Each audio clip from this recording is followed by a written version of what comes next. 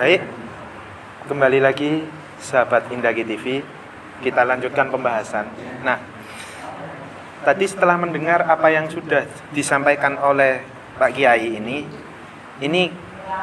cukup banyak hal-hal yang bisa kita petik gitu.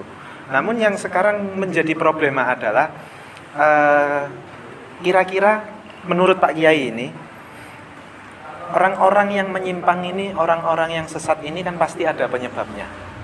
Nah, ini kira-kira kalau menurut pandangan Pak Kiai itu penyebabnya apa saja? Baik, tadi sudah disampaikan satu hal penyebabnya adalah diri ya, karena kasarannya karena kebodohan. Kemudian hal yang lain, ternyata yang kita lihat, kita saksikan bersama, baik di tingkat bawah sampai ke tingkat pusat pun terkadang itu ada sekelompok yang boleh dikatakan seorang intelek, cendekiawan, bukan hanya level ustadz, tapi bisa secara ilmunya bisa dikategorikan seorang kiai. Tapi ternyata ajarannya menyesatkan. Begitu. Kalau yang di Al-Quran tadi beliau ini karena kebodohan. Ini ada seorang yang pintar, bahkan alim, bukan hanya kitab gundul ya. Yeah. Kitab kuning, kitab hijau semua bisa dibaca oleh beliau. Tapi ajarannya menyesatkan, fatwanya menyesatkan masyarakat. Apa faktornya? Ya, yang paling mendasar faktornya adalah karena ilmunya tidak ada barokah. Gitu. Itu rumus, itu titik, itu tidak ada barokah. Tidak ada barokah.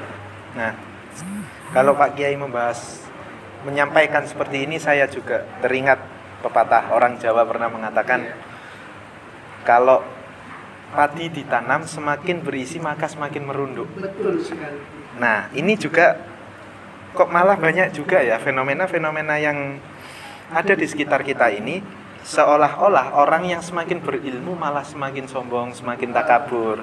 Nah, naudzubillah min dzalik, jangan sampai kita termasuk golongan orang-orang yang seperti itu, nggih. Nggih. Nah, terkait tadi sudah penyebab kita sudah bahas, aliran menyimpang sudah bahas. Nah, sekarang ini pencegahan Pak Kiai. Dalam artian pencegahan sebagai masyarakat awam, termasuk saya sendiri ataupun juga mungkin para pemirsa Indaki TV ini kan masih kira-kira cukup awam dalam mengidentifikasi bagaimana aliran-aliran menyimpang ini.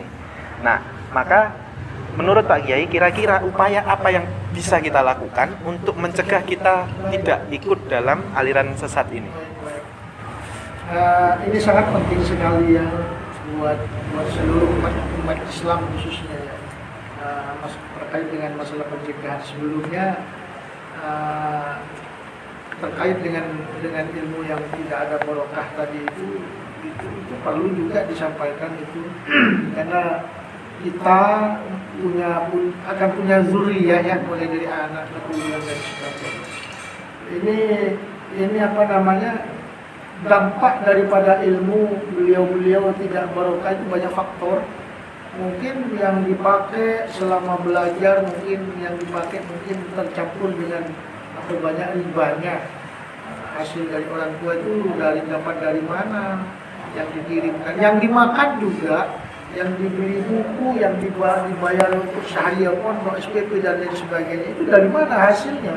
Itu juga berakibat. Satu, yang kedua, faktor mendasar juga bisa jadi akibat ilmunya tidak barokah, bisa jadi di tempat belajar atau pondok pesantren katakan tawaduknya kurang kepada gurunya. Tawaduknya kurang. Maka teringat salah satu sabda baginda Rasul, ta'allamul ilmah wa ta'allamu li ilmi sakinah wal waqar wa tawaddu liman tata'allamuna minhu. Ini yang perlu digarisbawahi. Silakan cari ilmu apa saja di situ. Termasuk ilmu waqar, ketenangan dan lain sebagainya, apa saja. Tapi ingat, wa tawaddu liman tata'allamuna minhu, begitu saja. Jangan lupa DP cara Jawa nih ya, ada pasor, sopan santun, hormat, muliakan gurunya. Bukan hanya sekedar guru kita, gurunya anak kita pun kita harus menghormat. Kalau kita kepingin punya anak yang ilmunya barokah, begitu. Cara menanggulangi ya, kita jangan terlalu percaya dengan adanya tempat pendidikan, entah itu pondok pesantren ataupun apa. Karena sekarang pondok pesantren, tidak semua pondok pesantren itu menjamin menjadi orang yang dapat ilmu barokah, atau kalau sudah ilmu barokah tentu bahagia dunia akhir kan ya. Bagai macam pondok pesantren yang ada di muka bumi ini, khususnya kita yang tinggal di Jawa Timur, harus harus kita tahu, kita survei, kita teliti pondok pesantren yang mana yang benar. Seperti kita sering melihat atau kejadian fenomena pondok pesantren di grup dan lain sebagainya. Yeah. Ternyata pondok pesantren tersebut tidak menjamin mencetak umat Islam yang diajukan jempol di hadapan Allah. Karena mungkin di dalamnya ada sebuah ajaran-ajaran yang menyimpang itu tadi, Ustaz. Termasuk di kampung-kampung TPK, TPA, TPT dan sebagainya. Ustaznya itu bagaimana gitu ya.